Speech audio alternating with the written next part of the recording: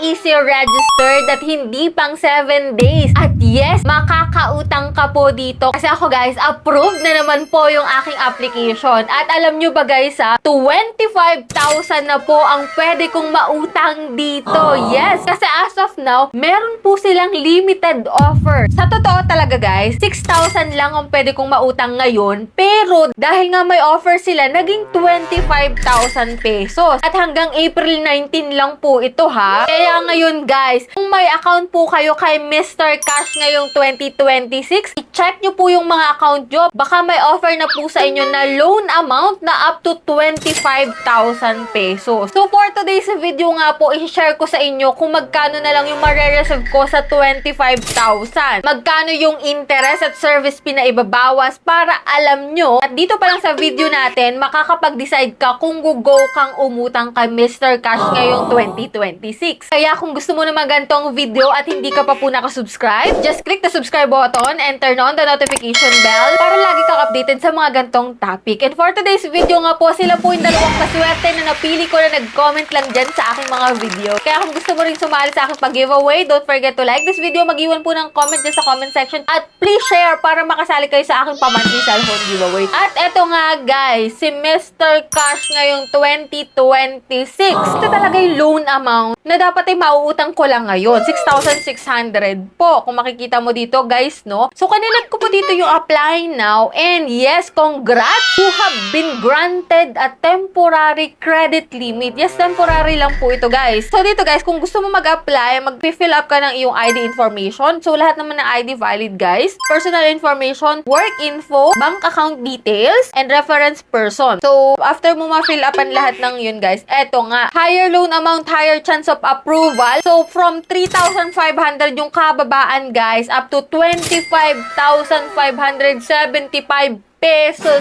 na ang pwede ko pong mautang dito kay Mr. Cash. Syempre, ni-next ko to guys. Yes, 181 days daw po yung terms and pay in up to 4 installment period. So, kung i-check natin guys yung kanyang loan details, eto nga, may service fee po siya na 13%. So, medyo malaki yun guys ha. Pero sa 25,575 pesos, ang ibabawas dun is 3,324.75 pesos. Ang daily interest niya is 7,020.34 pesos. Ito mong service fees automatic na mababawas dun sa 25,000 mo. Kaya ang marireceive mo na lang po is 22,250.25